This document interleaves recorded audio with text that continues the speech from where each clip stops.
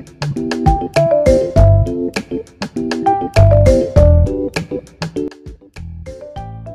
everyone, I am Linalzine Galang, an active lector of IFI Mariveles. Nag-start po ako bilang maging lector 3 years ago. I-train po ako ni Tita Baby during our Simbang Gabi Mass.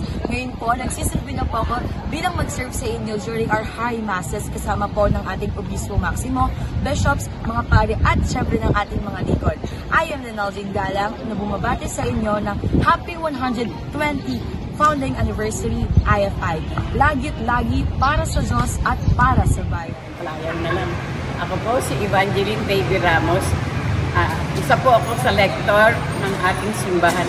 Muli ay bumabati sa inyo ng 120 taong pagkakatatag ng ating simbahan. Mabuhay ang Iglesia Pilipina Independent!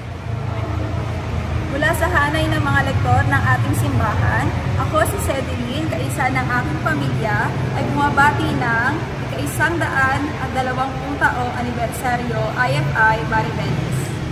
Mula po sa hanay ng mga lektor ng aming simbahan, kami po ay bumabati ng Happy 120 Founding Anniversary IFI Mariveles.